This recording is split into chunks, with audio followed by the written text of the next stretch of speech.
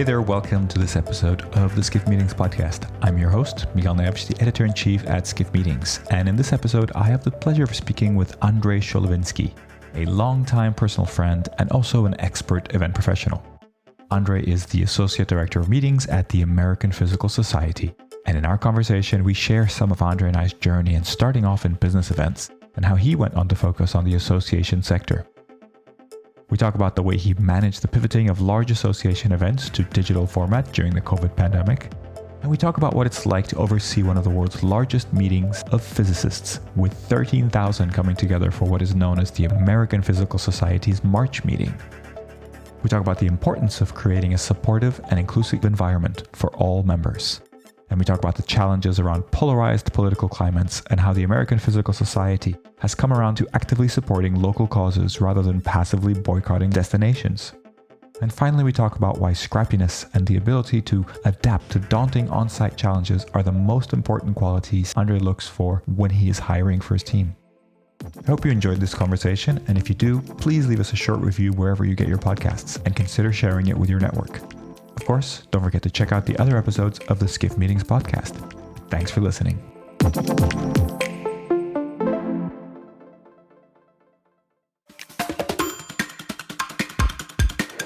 Hello, everybody. Welcome to this episode of the Skiff Meetings podcast. And today I have the pleasure of speaking with someone that I've known for a very long time when it comes to events, particularly, and in my personal life. So, Andrei Cholewinski, it's a pleasure to have you on the podcast today. Good morning, Miguel. Thanks for having me. I'm excited to have this conversation with you. And yes, we've known each other for a few years, right? A few years. So you are now the Associate Director of Meetings at the American Physical Society. But I'd love you to start, tell us a little bit about your career and kind of tell us about where you started in events. And I'd love you to start from any point of when you really came first into contact with events, with business events. You know, was it something at school? Was it at university? Was it through family? Start there if you don't mind, and then let's take us through to today. All right, absolutely. It's actually an interesting story, and one that I share with a lot of people my age, so to speak. I'm not going to age myself right now, but this was probably early 2000s. I was living in Portugal, just, trying to get by, find a job, do some things. And there was a family friend who used to work for a tour operator in Europe. So he organized big groups in Europe for incentive travels and sales missions and that kind of stuff. And he needed some assistance one day. And he said, like, "Hey, Andrei, you're available for some help?" I'm like, "Sure." No clue what an incentive was, what it took to book travel, hotels, or anything, but I was there ready and willing. And long story short, we did a large corporate event down in the Algarve, which is in southern Portugal. And it was a 7-day incentive trip where we organized a bunch of business meetings, a bunch of fun activities like sailing regattas and off-roading things and all kinds of fun activities. And at the end of the event, I just simply fell in love with doing them and inquired about getting a position with him and helping him out on future events, as it was a lot of fun. I enjoyed particularly the dynamic aspect of it, having to think quickly on your feet and just making sure that these people who are trying to achieve something, I was a part of creating that structure for them and ensuring that their business objectives were met, so it was a lot of fun. And since then, it was just a history. I continued working with incentives with that gentleman and stuff. And that you and I ended up working together on one of those incentives, which, the bug bit you, so to speak, the meetings bug bit you, so to speak, right? Yeah, we worked on a few. And then you eventually went over to the US, right? Sure, not that long after that. That is correct. I ended up marrying a half British, half American lady in Portugal. And one day we were sitting on a balcony thinking what we're going to do with our futures. I still wanted to stay with events. This was about mid-2000s, about 2005. Not the best time for meeting planners worldwide because of everything that was going on a financial perspective on the global market. So we were seeing a lot more responses to RFPs and a lot fewer events. I started to not see the sustainability of that business model for myself in Portugal. And my wife at the time as well, she's a teacher and was disillusioned with her teaching career in Portugal. And fortunately, she had family in Washington, D.C. here in the U.S. So we just looked at each other and said, like, hey, let's go. And we packed our bags and off we went without jobs. Just kind of took a leap of faith there. I figured that somebody in DC with all the nonprofit societies and associations that are based in DC, that someone could use someone like me with my skills. Arrived here, was a very tough time getting a job. Obviously, 2006-07 wasn't the best of times financially. However, I was able to do some contract work. You and I again did a couple of gigs together as a contractor for you guys. And one day I am sitting at my desk, and the gentleman who we did the contract work for gave me a call and said, there's a gentleman looking for a Portuguese-speaking meeting planner. And I could not believe my luck. And based in DC, the gentleman in question was, there was a company called Planet at the time, was a third-party full-service meeting management firm. They were doing a big conference in Brazil. And his current meeting managers were having a very hard time in dealing with the folks down in Brazil, making sure that everything moved forward. Doing business, especially in a Latin American country like Brazil, is slightly different than what you'd expect to be doing it here in the US. Fortunately, I had still connections there and everything. So I took the job on as a contractor, did a great job because obviously, as Latin Americans, I was born in Brazil myself originally. Called them up and said, like, hey, make Andre look good, please. And off we went. It was a large event for about 500 people. Everything went super well. Everybody was really happy. And on the flight home, I got offered a job, full-term permanent position as a manager of site selection on his behalf. So then I ended up spending a few years with him managing site selection for the third party for multiple different clients. I was primarily assigned to the international projects, just by the virtue of having done international events myself. So that made sense. So a quick jump in international events, right? It's just a quick. And then I was also assigned to oversee the registration department because we did a lot of registration solutions for clients at the time as well. So I spent a few years with him through 2012, where I made a connection with at the time the current the PCMA Capital chapter president, Hunter Clements at the time, and he had a position open as for an associate director of meetings and global events. And, I jumped on the opportunity because it was an association management company. And my interest had gone more away from corporate events, incentive travel-related kind of hospitality events, to a real focus on associations. Having spent that time with a third party, a lot of my clients were nonprofits and associations. So started getting more and more interested in that world and what association management looks like and what do those organizations run like at the time. And, was fortunate enough to get the job, spent about 8-9 years working for the association management company with clients from a variety of different industries, which was super interesting as well, because you get to learn a little bit about how the demographics of different types of stakeholders work and how those nonprofits are managed and what are the similarities, and the fun aspect of it. We had about 24 different nonprofits that we were managing at the time. And they were, by virtue of them being in an association management company, they were small budgets, small operating budgets, which is why they were under that umbrella. So it was interesting to be able to kind of work the meetings for those clients and then take best practices, best lessons learned from each one and apply them to each other, what to do, what not to do. Excuse me. Then towards the end of my tenure with the association management company, we were bought out by an international PR agency firm, and unfortunately they took a kind of a different the company in a different direction that didn't really resonate with me, because I really wanted to stay within the true association management aspect of it. And I had never worked directly for a nonprofit myself, and an opportunity came up at the time to get the job as the senior director of meetings for the American Association of Colleges of Pharmacy, which I readily jumped upon. because I had the opportunity now to be inside a standalone association larger than any of my clients that I had previously worked with, as well as have the title of Senior Director of Meetings and oversee the entire meetings function for that nonprofit. And that was super interesting. That was in 2019. It went really well. I mean, academic pharmacy isn't exactly the most exciting field. However, it is supporting a very important field. So for me, it's always been really important to be supporting an industry where I really believe in, where I really feel like I am making my contribution and a difference to them, right? And that was super, super interesting up until COVID hit us in March of 2020 and everything pivoted to the virtual world. As most of us in that world, meeting planners particularly, we were very fast and putting on our different hats on our heads and pivot everything to a virtual world. I had very little experience at the time in doing virtual events. And by the virtue of the clients I had in the ANC, their budgets never supported having a virtual or a digital component to their meetings.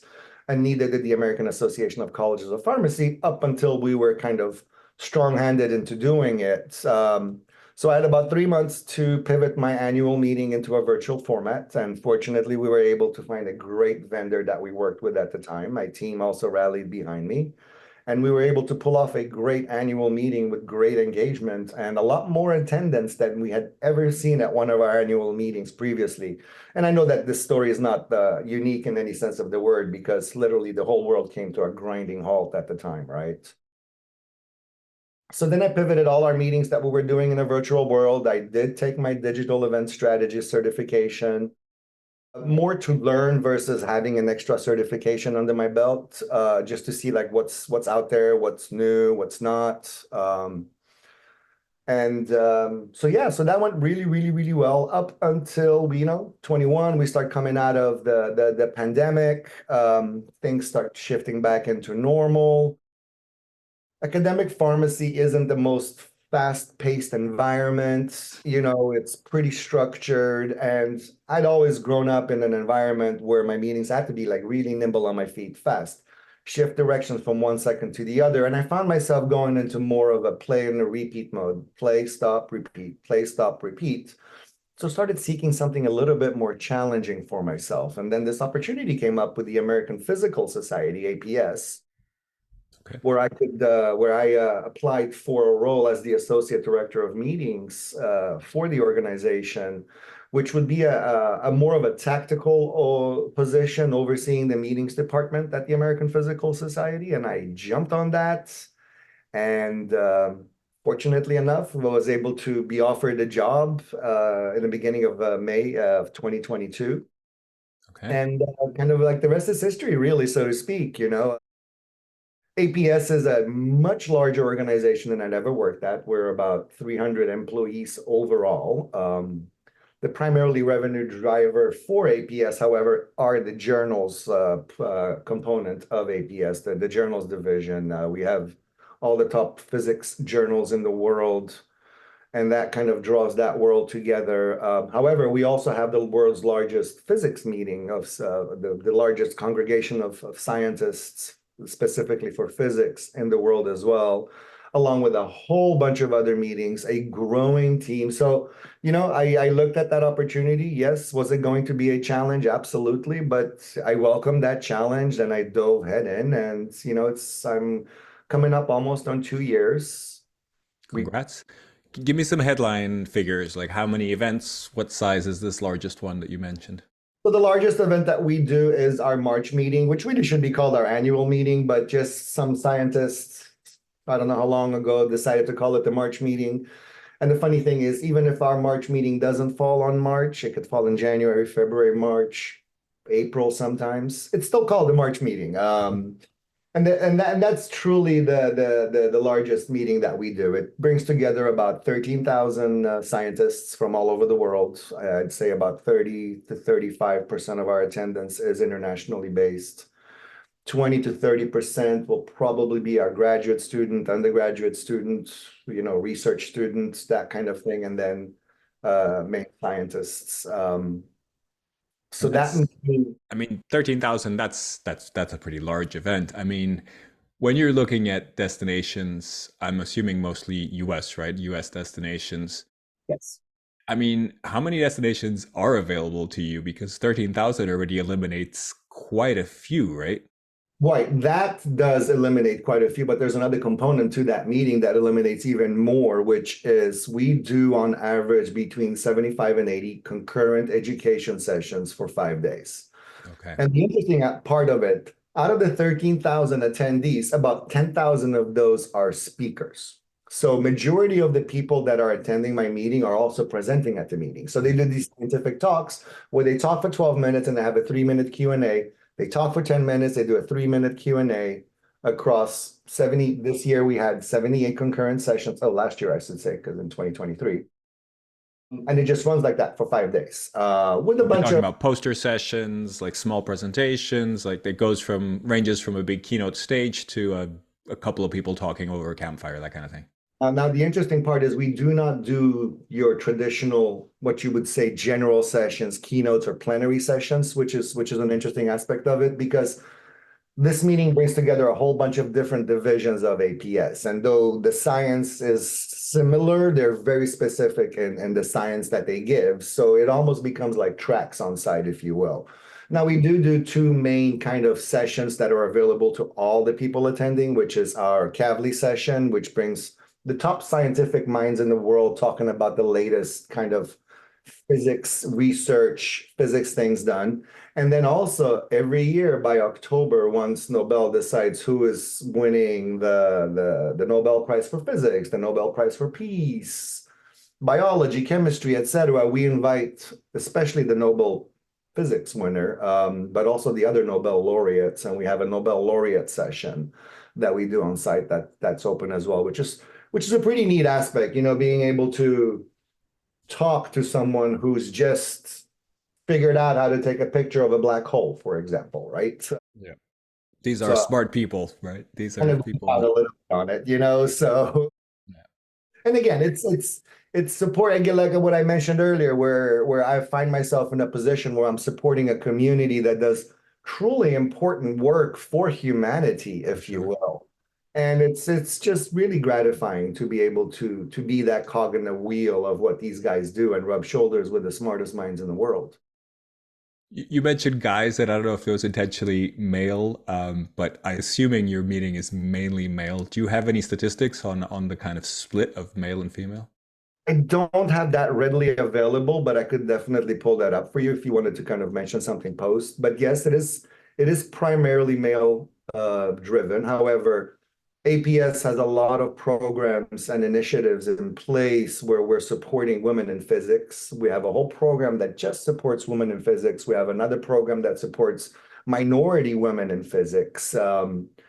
APS is a truly kind of inclusive and diverse environment, and so is our community of scientists. They're truly a diverse group of people, from people who work at top security national laboratories to professors at the largest universities in the world. Mhm. And it's a really interesting, diverse population that we bring. So we make a point out of at all our meetings. We do programs that are aimed at these minority groups, whether they'll be LGBTQIA plus folks or women in minority or, minorities in general in the physics world. And we're trying to figure out how can we create a community that's more inclusive for these people overall in the physics world, right? So Yeah, that very interesting. makes you think on a 360 kind of approach, so to speak. For sure.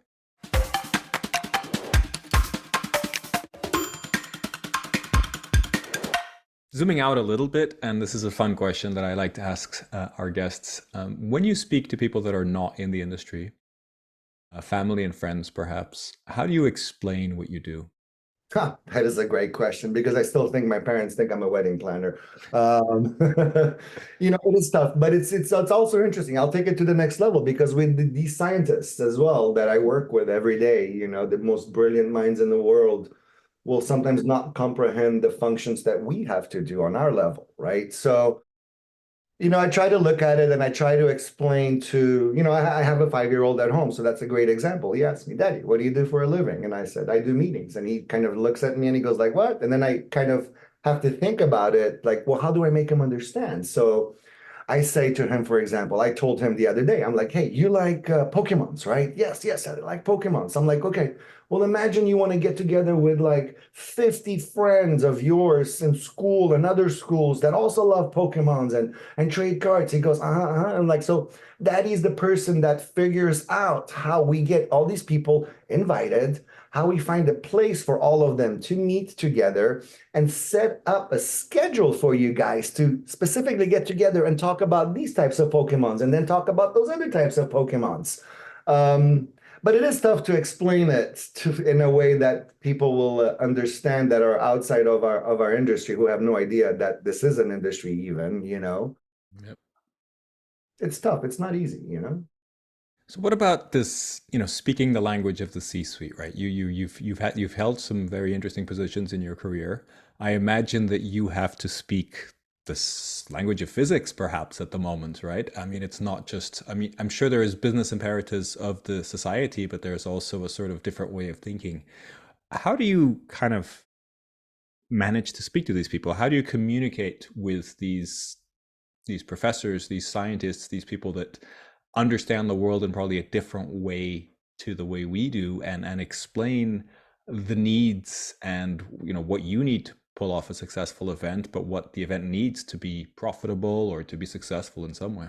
Right. No, that's a great question because that's always been a little bit of a challenge throughout my entire career and getting them to understand the language we speak and the language that I speak with them and vice versa, so to speak. So I always try to like sit down, especially if it's the beginning of my tenure at any position or previously when I was working with a new client, is I try to sit down with the CEO or president and truly understand what their vision is for what they are trying to achieve, right? And understanding what the goals and objectives are that they hold behind running their organization, really. And I kind of try to transpose that into looking at, well, how am I going to deliver on creating what I call this infrastructure for these people to congregate and gather and get together and achieve whatever it is that they're trying to achieve, right? Whether it's giving research, educating, or just a talk or networking, right? So I really try to understand what the top kind of tier goals and objectives are of the meeting, and then I start talking about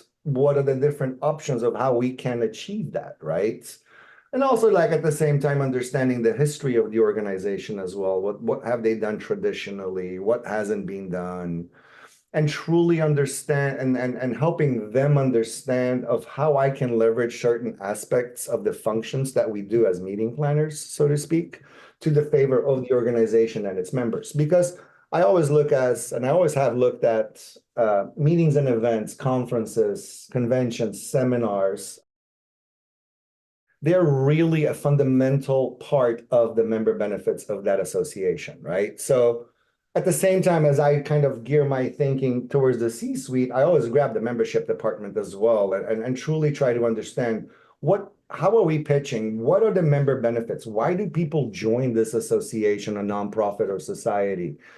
What do they gain out of it, right? And then how are we delivering on it? Because I always found that meetings, events, conferences, it's probably one of the top member benefits that they get from being a member of an organization, right? So it is really important that I deliver on that promise that the organization is giving its members and charging its members for it, right? So, understanding that aspect of it, coupling in with me understanding what the C-suite is really their vision is, like even the 1 to 2 year vision, and have them walk me through their strategic plan because, you know, APS is an organization, even its internal staff, I would say probably 80 to 85% of its staff are physicists as well, right? So, truly just understanding what it is that we're trying to achieve here and how can I leverage that on their behalf so that we're delivering on that member promise, right? So, Sounds like good yeah, advice.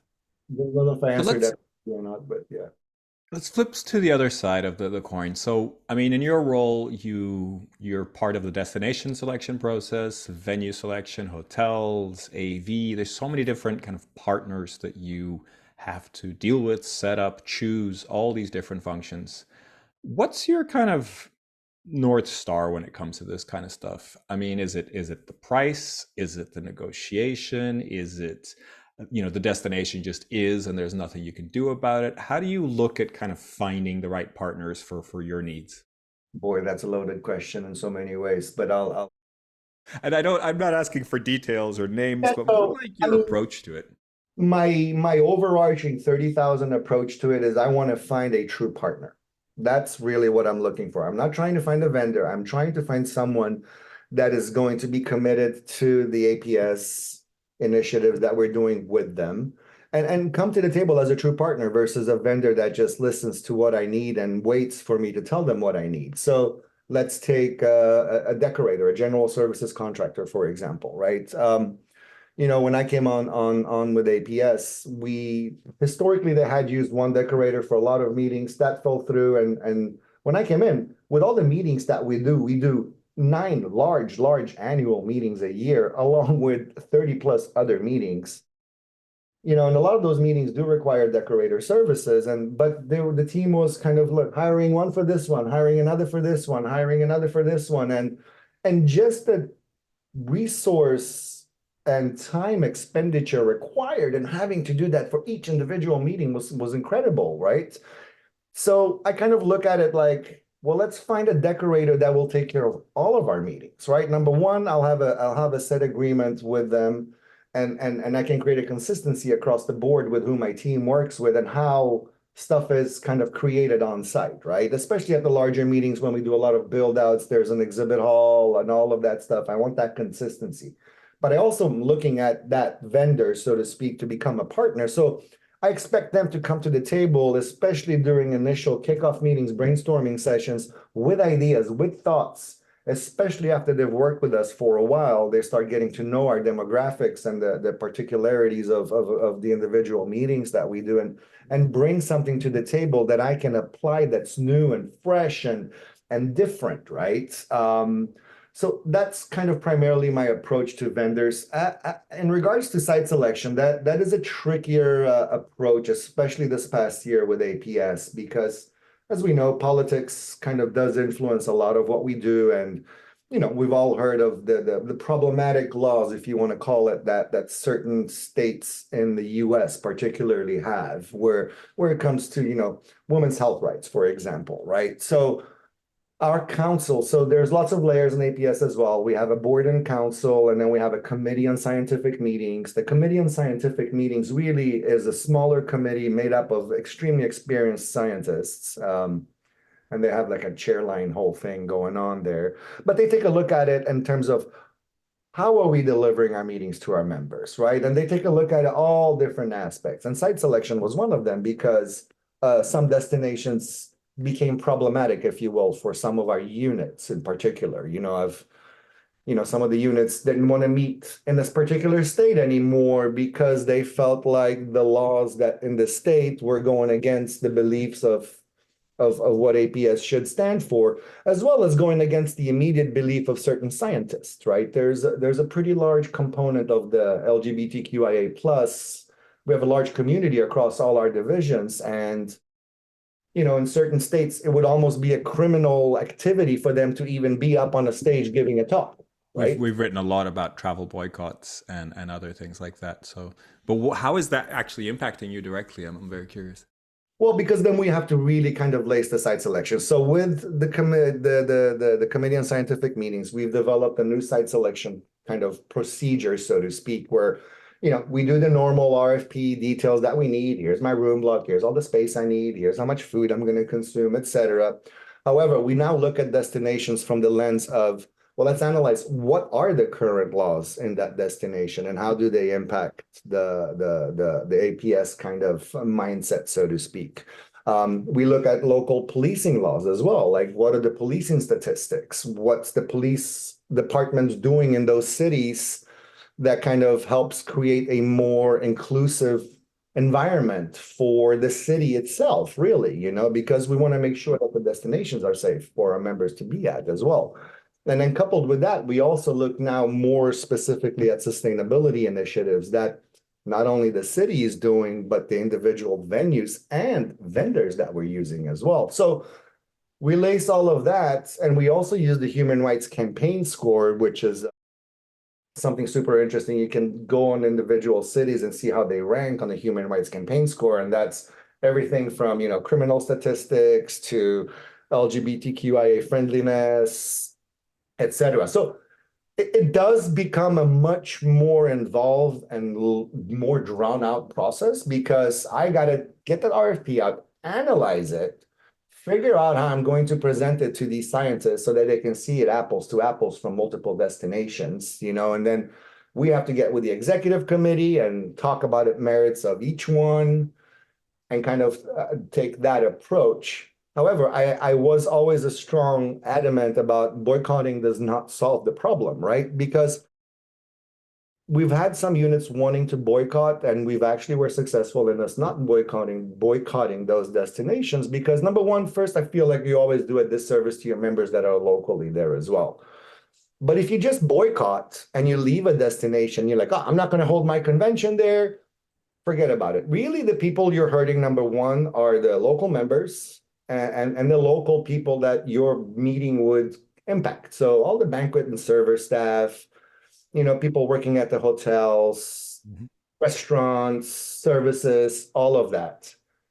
And it may make a point, even some organizations, it may even pop up in the news, right? But however, if you boycott the destination and that's all you do, that's, in my opinion, considered extreme passive boycotting, because what are you doing at the end of the day to help that cause? You're really not, because you've just boycotted, you've had to pay a hefty cancellation fee, so you've lined someone's pockets at a hotel or a convention center as somebody running it, and you've really not done, unless you do something to follow up on that particular topic that was the reason why you boycotted, then it really doesn't serve to support that purpose at the end of the day. I'm not sure if I made myself clear there, but no, you do. I think we've covered this quite a lot on Skiff meetings, and there's we spoke to Maritz recently, and they're using an organization called Social Offset that actually is you find a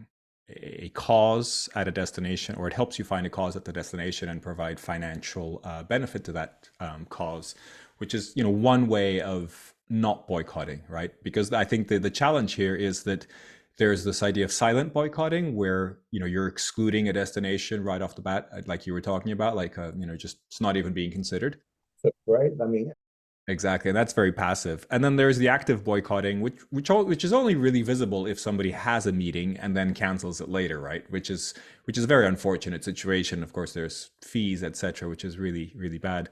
So it's really interesting to understand how you're dealing with that and how you're actually choosing not to boycott. But then, if you choose not to boycott and you go to a destination that may be controversial, let's say, are you actively doing things then at the destination?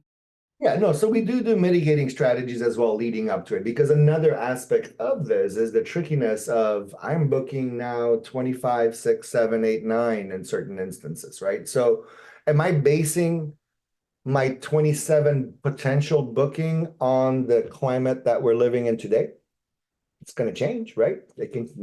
This year is a pivotal year here in the US in politics, for example.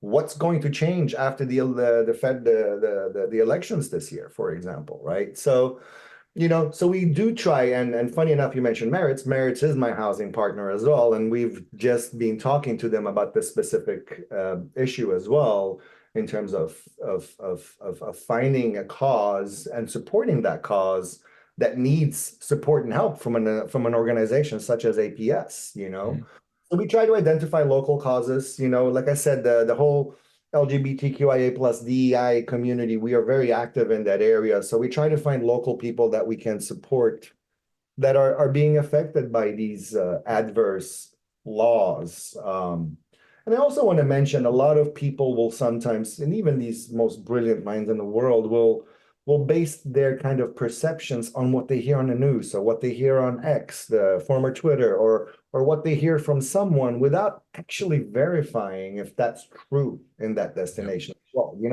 There's a lot of noise out there that you have to figure out how to filter out the noise and get to the root of it before you base a major decision. And in my case, my March meeting, it's multi-million-dollar decisions, right? So Just there's goes to show how important the perception of a destination is, right? And that's not necessarily something that you can control, working in this industry. I think destinations have certain perceptions, and that's way beyond our control, right?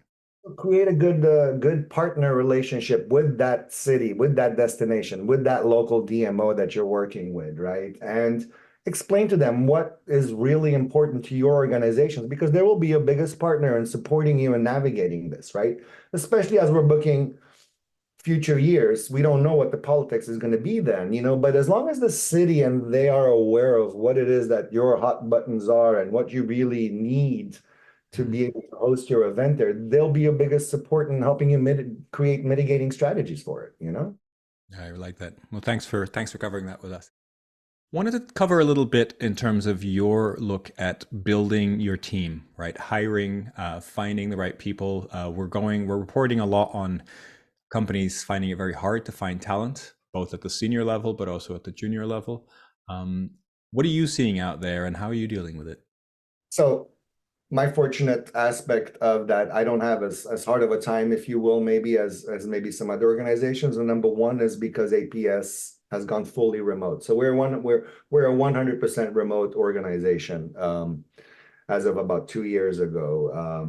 And that actually creates a bigger pool for me to look into for potential hires, right? So it is a challenge finding good candidates out there, because there's a lot of competition for them. However, I am not limited by geographical boundaries, so to speak. I mean, I have to keep it within the United States right now just because of employment laws and all of that. We do make an exception here and there. We actually hired a C-suite person in England, but on the more tactical level, we didn't. I've also grown the team tremendously since I've joined APS. I think we've hired about 8 new people to join the team just by the necessity of the work that we do. Our meetings have been growing. We've been adding meetings as well. A lot of units previously at APS were managed by an external third party, and I've successfully managed to bring those in under a fold. But bringing in an annual meeting into the meetings department requires us to hire a new manager, coordinators, and all of that. So I've been truly fortunate and being able to look at a pool of applicants and talent that's US wide, that's not really bound by them having to be in the local DC region. So that's been truly fortunate, and finding also the people with the right background, right? Because I mean, scientists, they're not the easiest bunch to work with. They have its particularities. Scientific meetings have an aspect to them that you don't see in other types of industries. So finding people with the right kind of attitude and mentality of how they do it, but also with the experience. I mean, it has been challenging, but I've been very fortunate and successful in that area. So. And do you look for things like the DES and CMP when you're doing the hiring? I do, absolutely. The DES is important to me because that's another mandate that APS has that came down from our Committee on Scientific Meetings, is that every single meeting that we do has to have a virtual/digital component, if you will, to it. Which definitely is important. So a CMP is important to me as well. And those kinds of designations just shows me the commitment that person has to the industry and to their own kind of professional career. And, it just allows them to rise above the applicant stack if somebody doesn't have it. Now, that doesn't mean I discard someone just because they don't have that certification, because like myself, I got my CMP pretty late on in my career, if you will. And I was just more of a procrastinator, and I was like, I'll do it. And then I finally did it. And wow, boy, did I feel proud for having achieved that, right? So, but that doesn't mean I disqualify someone from the role as a potential candidate just because they don't have one of those, right? So it's for me, it's looking more at their background, what they've done, what they've achieved, and kind of what their vision is for the future as well. For me, it's like the biggest asset and a meeting manager is it's funny. I call them, I need someone that's scrappy. right? I need someone that's going to be on site, and if the building collapses around them, they know what to do right away. They're just going to spring into action versus panicking and running away from it, you know? Love it. Adding Scrappy to the resume now. I can see hundreds of people All right. doing that. Scrappy, yeah. Andre, pleasure talking to you. Thank you for sharing all these different aspects of your work and your outlook on meetings and events. I want to get a recommendation from you for somebody else who we should have as a guest on a podcast. All right. Yes. So I have a couple of people that I could think of, and one of them is Deirdre Clements. I know she is currently looking for a role. However, she was for, I guess, well over a decade, the vice president of meetings for Airports Council International North America. She is an amazing lady with a lot of meeting experience and has been through the ringer in many different aspects, especially on the international stage. She recently did a little stint with ASAE, and though I know she's looking for a role now, I think she would be a true asset to this podcast because you'd gain some very interesting insights from her. So I'll be happy to make the introduction for you and recommend her to you. Perfect. I appreciate it. Andre, thank you so much for your time. It's been a pleasure talking to you and sharing your career with us, and wishing you lots of success with the March meeting, which should be coming up soon, and all the other meetings that I know you have lined up. I have a March meeting coming up right now, so absolutely, I appreciate that, and thank you for having me. I'm happy to keep that discussion going if you want to too. Perfect. Thank you.